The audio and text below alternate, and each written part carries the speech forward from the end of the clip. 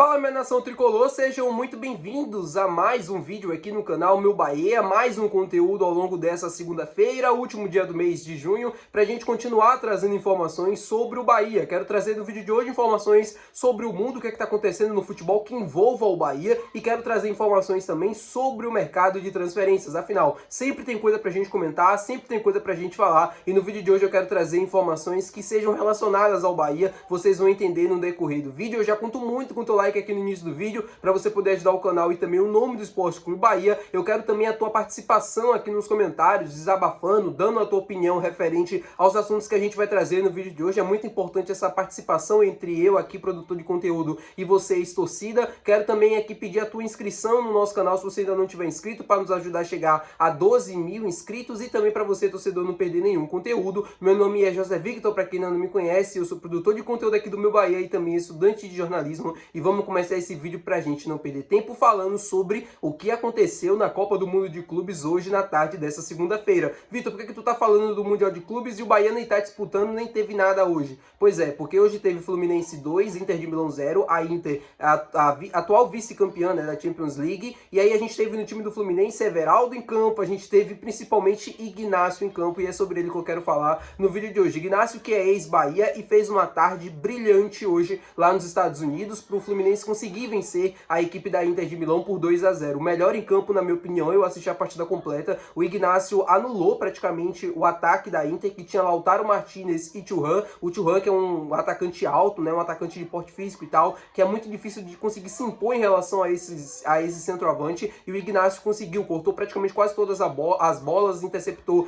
quase todas as bolas. Não vi se ele sofreu algum drible ou não, mas eu creio que não. Foi muito seguro na partida de hoje, e é um atleta que saiu daqui com status de comum, jogador ali médio, mais para baixo, a torcida sempre desconfiada e tal. E o Ignacio provou hoje na tarde dessa segunda-feira que consegue fazer uma atuação de altíssimo nível, como ele fez hoje, para ser o suficiente para o Fluminense conseguir sair com a defesa zerada hoje lá do estádio, né, lá nos Estados Unidos, onde o time conseguiu essa vitória. Claro que não é só mérito do Ignacio pelo placar zerado, tem também o Fábio, que fez também uma partidaça, tem os outros defensores também, o próprio Thiago Silva, que foi muito bem na tarde de hoje, só que o Ignacio ganhou um destaque muito grande e tá chamando a atenção de todo mundo, porque todo mundo tá assistindo a Copa do Mundo de Clubes, e aí quando você olha Inter de Milão, Fluminense, você vê a partida que fez sólida defensivamente do time do Fluminense, você vai olhar os responsáveis, e para mim muito dos responsáveis está atrelado ao Ignacio, pela grande partida que ele fez na tarde de hoje. Você assistiu o jogo? Meu amigo, foi um jogaço, tá? Eu confesso que fiquei feliz com a classificação do Fluminense, óbvio, né? Eu não vou ficar aqui torcendo, me acabando por ninguém, mas eu fiquei feliz com essa classificação do Fluminense por causa do Everaldo, por causa do próprio Ignacio. São jogadores que eu sou identificado. O Ignacio teve uma passagem para mim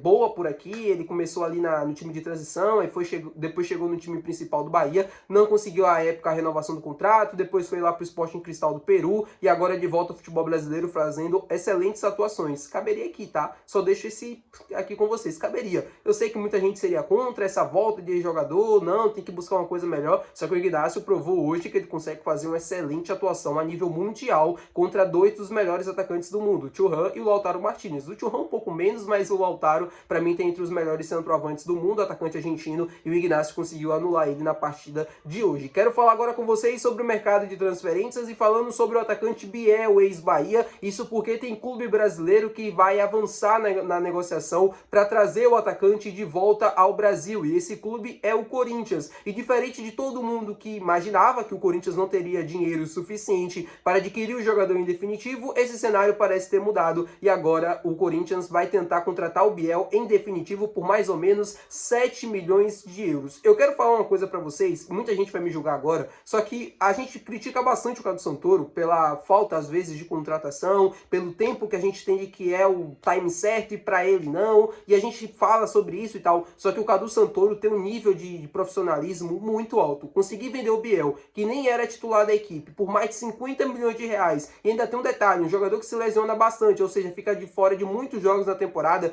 tem que ter muita qualidade no trabalho, tem que saber realmente negociar, e o que ele conseguiu fazer foi, assim, surreal, né? E os portugueses acabaram caindo no conto do Cadu Santoro. Óbvio que tem o interesse também dos empresários, o interesse do próprio clube por trás, só que o Cadu Santoro conseguiu fazer uma negociação perfeita para o Bahia, e aí os portugueses agora estão tentando recuperar esse prejuízo que tiveram na atuação do Biel, porque o Biel não conseguiu se adaptar por lá, foi muito mal, mal, e não é à toa que o time tá colocando ele no mercado, na lista de transferências, de empréstimo, de tudo que for possível para tentar tirar o Biel do time, e não é à toa que estão querendo fazer isso, né? E agora tentando recuperar parte do investimento que foi feito nele.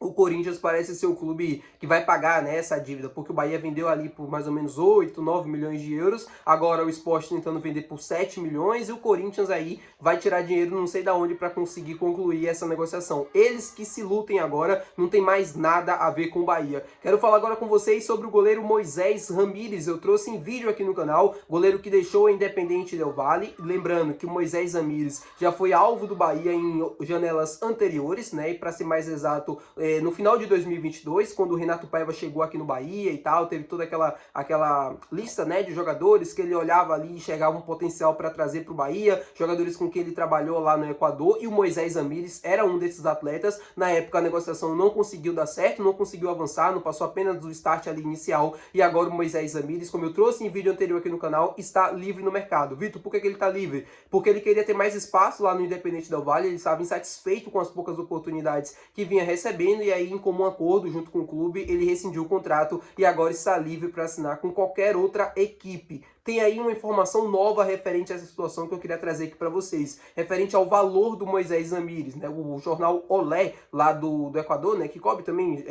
clubes ali da América do Sul, trouxe uma informação referente ao valor do Moisés Ramírez, de que o valor considerado de $1 milhão, né, era o valor do passe dele, caiu para $800 mil. Vitor, o que isso significa? Redução no salário também, ou seja, se ele quiser fechar com alguma equipe nas negociações, isso obviamente é utilizado para medir ali a quantidade de dinheiro que ele vai receber, salário mensal. Se o valor dele, que era de $1 milhão, cai para 800 mil, significa também que o salário dele cai na negociação. Ou seja, se o Bahia estiver pensando no Moisés Ramírez como opção, aí é uma informação muito importante para você, torcedor, ficar sabendo. Isso porque essa situação meio que favorece, né, essa chegada do Moisés Ramírez, esse caso o Bahia de fato tem interesse no atleta e caso envie uma proposta, é uma situação que ajuda e que favorece para fechar algum contrato ou algo do tipo, né? Favorece no caso pro lado do Bahia, que teria que pagar um pouco menos para o jogador do que em outra oportunidade. Eu confesso para vocês que o Moisés Ramírez era uma ótima opção que está disponível no mercado. O Patrick Sequeira, eu não tenho nenhuma novidade para trazer para vocês, segue na mesma, o Casa Pia segue irredutível, quer ali os 12 milhões de euros, o Bahia já avisou que não vai pagar, tem o Patrick Sequeira também que quer continuar no futebol europeu e olha com muito bons olhos essa manutenção lá no Velho Continente, e aí a gente sobra com poucas opções. O Bahia até teve um interesse no Léo Jardim, só que ele tá para renovar com o Vasco da Gama, tem interesse também em outros goleiros, né? Na época o Matheus Cunha, que joga no Flamengo, só que é um jogador também que o Bahia teria que pagar uma compensação financeira ao clube carioca para ter a liberação dele. Enfim, são muitos impasses em vários outros nomes que o Bahia buscou no mercado, e para mim o mais viável hoje das opções que a gente tem é o Moisés Ramírez. Tem a questão da língua, tem a questão da adaptação, tem a questão também da vontade do próprio atleta em vir para cá. Se ele quer mais espaço na carreira, buscar mais espaço, será que ele viria com uma unanimidade para ser o goleiro titular do Bahia, né? Ele que já foi para a Copa do Mundo, inclusive em 2022, com a seleção do Equador. Não foi o goleiro titular, mas foi para a Copa do Mundo. Será que ele chegaria com uma unanimidade por aqui ou a gente buscaria uma outra opção? Enfim, são perguntas que o Cadu Santoro vai ter que responder, até mesmo o próprio atleta, para poder decidir se de fato vai investir ou não nessa contratação. Que para mim seria um bom reforço? Seria. Que para mim seria o melhor goleiro do elenco? Seria. Que para mim seria o camisa 1 titular do Bahia para várias temporadas? Seria. Um jogador de 25, 24 anos, ainda é jovem, tem muito ainda a crescer dentro da sua carreira e poderia ter uma baita oportunidade aqui dentro do futebol brasileiro. Você concorda comigo, torcedor? Não se esquece de deixar o teu gostei, que é muito importante. Também não se esquece de se inscrever aqui no nosso canal se você ainda não for inscrito. Não se esquece de comentar também a tua opinião referente a tudo que a gente falou no dia de hoje. Até amanhã. Muito obrigado pela sua companhia de sempre, de todos os dias. Até o próximo vídeo. Valeu. Tchau.